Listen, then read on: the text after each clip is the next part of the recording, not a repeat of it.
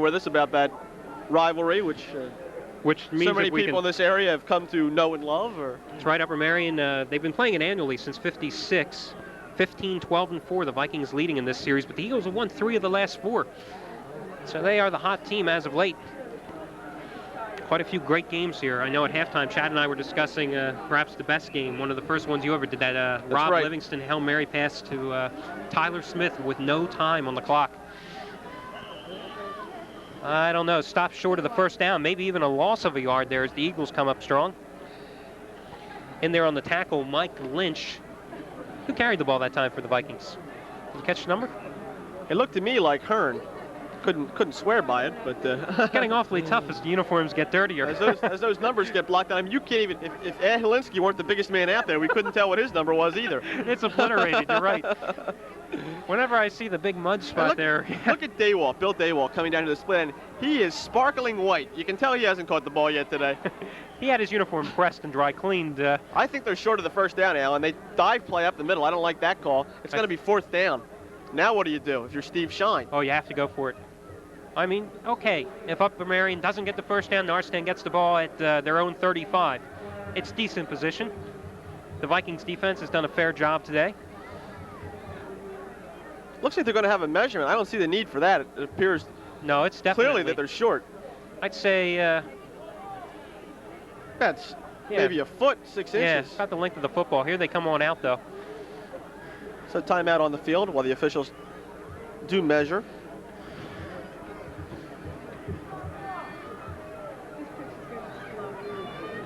That's it, about the length of the football.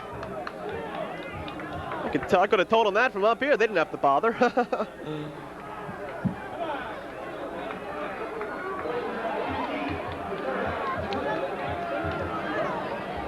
Once again, we'd like to thank our camera persons here today.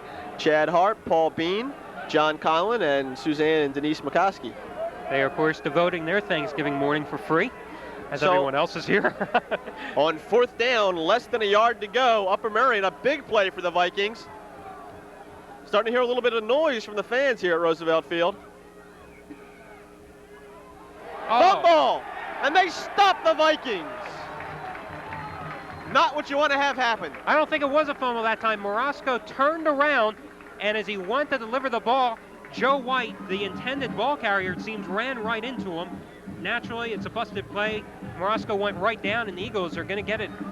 You could see White going off the field in disgust after he ran into his quarterback there. Well, of all things to happen, wow. Just the length of the football you needed to keep the drive going. And they're inside Norristown territory at the 35-yard line. They just can't get it. Well, wow. Now it's Norristown's turn. Big drive here, waste some time on the clock, get a couple of points. Hand off. Forrest Davis around the left side. He's got running room. Cuts back inside, and he stopped at midfield. Now, what a key contribution Forrest Davis has made here today. We said in the pregame show that one of the Eagles' big problems this year offensively has been the injuries that have kept Darrell Moses and Forrest Davis out of most ball games, and consequently defenses have been able to key on Danny Boyd. Davis has been a pass-catching threat. He was on the receiving end of the big touchdown pass, the 68-yarder in the first quarter. He's probably been their most effective runner today, too, as Boyd has been contained. So the Eagles set up 1st down just inside Viking territory at the 49-yard line. Quick handoff to Darrell Moses. Moses good for about 4 yards on the carry. Buddy Leo, one of the cornerbacks, the first man in there on defense for the Vikings.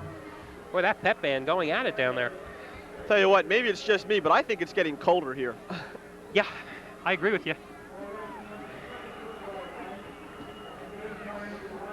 Don't forget, folks, if you missed the first half of this game, even the halftime show or what have you, you can catch it again Monday afternoon on your Norristown cable channel. Same one you're watching right now. Just watch the billboard and you'll see the airing time of that event. And I'm sure it'll be shown a couple more times before the month is over. Danny Boyd, the lone man in the backfield, gets the pitch. No running room whatsoever, though. Maybe a pickup of a couple of yards in there on the tackle. Number 36, Carlos Montes, the middle linebacker, number 36 for the Vikings. Well, we've got just 9 minutes to play in this ball game. Norristown obviously in control. They control their own destiny here. They're up by 6 points. They've got possession of the ball. They're inside Viking territory. They can put this game on ice almost if they can put it in for 6 more here. We're on ice, I can tell you that much. Ooh, it's cold. Boy, I'll tell you. 3rd and 5.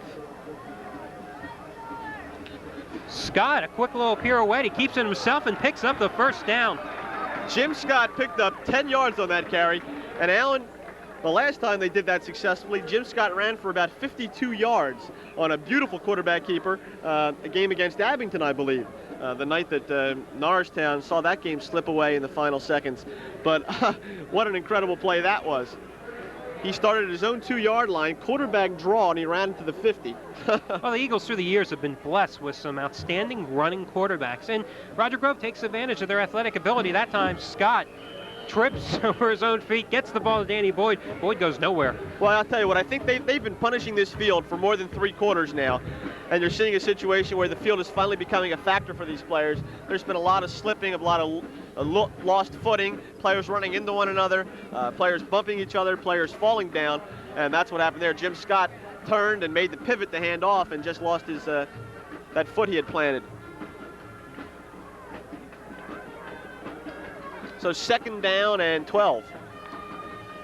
Eagles, for 90% of this ballgame, going with the 3-man backfield. They give it to Forrest Davis. Boyd. Make it 2nd down and 14 now. The Eagles have now gone -6. 2 fisticuffs there. -4, rather. Danny Boyd involved there in the altercation for Norristown. That was a good play that time, Davis, so no running room. It seemed like Danny Boyd missed a block. Number 62, Tony Cicchino, was the Upper Merion player involved. I don't see any flags. I think it would have been offsetting anyway, so it's meaningless to throw a flag. They just calm the players down and say, hey, look, fellas, last game of the year, don't worry about it. Yeah. You know, 7 minutes, calm down. No need to get tossed out here. Well, no one leaving Pack Roosevelt Field today. This game certainly isn't over with only a 6-point Norristown advantage. I thought you were going to bring out a Yogi Bearism there or something for a minute. Game ain't over till it's over, something like that. Now we're going to have, let's see, Brad York flanked out to the far side. Forrest Davis in the slot. Danny Boyd, the lone setback. He stays in there in the blocker. Jim Scott under pressure. Now he takes the ball himself, fakes the pass, pumps it. He's going to be close to first down area. No, you don't think so? Oh, I'm sorry. I'm reading the wrong marker. He just barely gets back to the line of scrimmage. It looked like a first down. Scott slipped 2 tacklers, a big rush that time.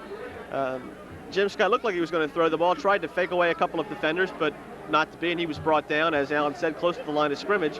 They call it 4th down and 7 with 6:23 to play. And Chris Scarpula in for his 5th punt of the day. His last one, not too good, about 10 yards total distance. Not a whole long way to punt this ball into the end zone. Oh no, he fumbled it. Hits an Upper Merion player. Oh, I don't believe that.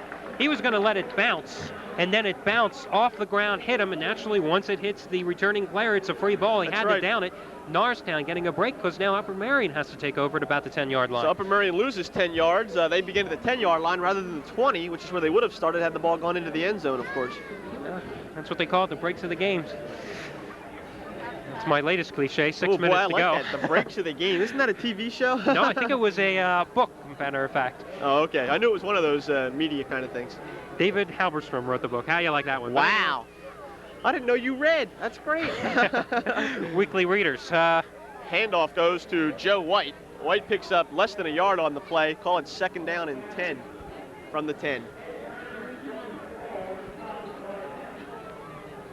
I just want to say, too, that I gave you a lot of grief when this game started at 10 o'clock because you showed up here today not in a sports jacket but in a regular coat, and I said, hey, how could you do that? And now as I'm freezing here in the 4th quarter with the sports jacket on, I just want to say that you made the smart move. Well, thank you. I'm glad you admitted it. Matt Morosco dropping back to pass. Helinski open over the middle. Instead, he elects to go to one of his wideouts. Almost intercepted there by the Eagles. Great play that time. I'll tell you, Darian Smith was up high. He and Rob Horton had great coverage. No chance of a reception there. And Darian Smith had the ball hit him in the chest and once again fell away, but he did prevent the reception. So third down and 10. And the receiver that time, the intended receiver, we should say, was Paul Lomax, number 84, the tight end.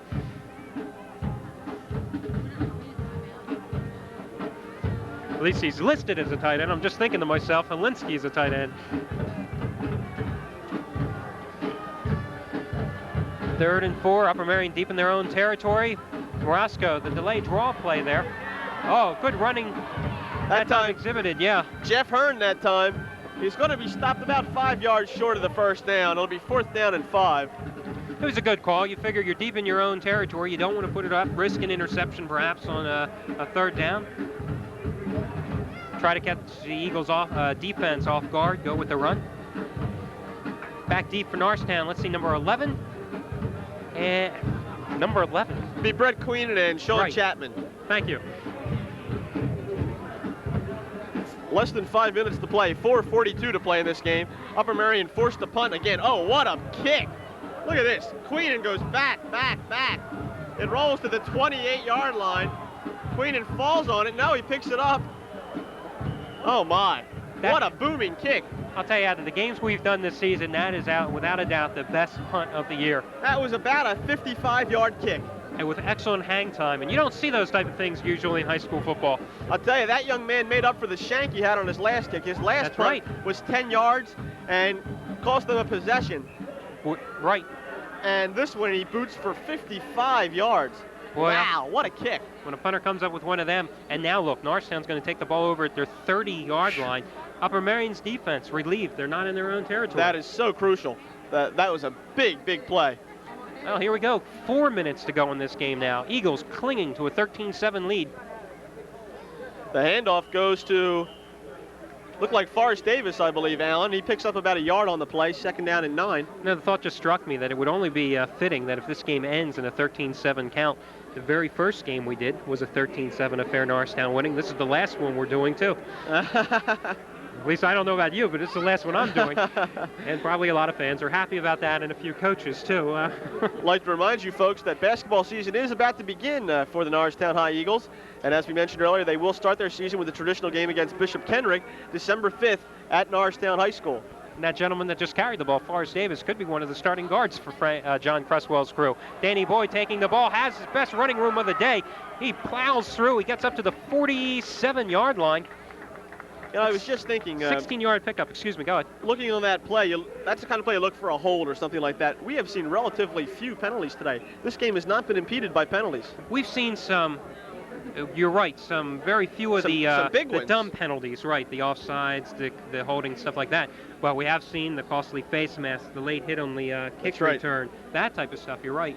The second half, however, has been relatively penalty-free as we wind down to 3 minutes remaining in this Thanksgiving Day matchup between the Eagles and the Vikings. I'll tell you, Upper Merion's defense has to come up with a big play, stop Norristown here. Bazemore out of the eye, fumble. They blew it dead, folks. He was contained at that time when he Norristown's ball. Pickup of about a yard on the play. 2nd down and 9 for the Eagles. I believe that was Rich DeFeo who came up with that big hit. You can hear the helmets colliding down there. 2:36 to play. And you mentioned about Forrest Davis playing in the Eagles' backcourt. Looks like the Eagles going to have a mostly guard team this year in basketball with Stanley Brown, was it Ron Wells, Forrest Davis, Ken Cool. Ken Cool, the freshman. And hopefully have somebody in the middle there. I think those players that we just mentioned are all guards, and I think that's what John Cresswell is going to have to rely on this year. Anyway, back to football. Danny Boyd, big hole up the middle. Boyd slips as he tries to cut across field, but he is very close to a 1st down. And I'll tell you, that time, Alan, Danny Boyd was up to the 1st down marker and then tried to cut right and fell down. I'll tell you what, we have a timeout. We're going to be back in 1 minute. We're changing tapes. We'll be right back with you.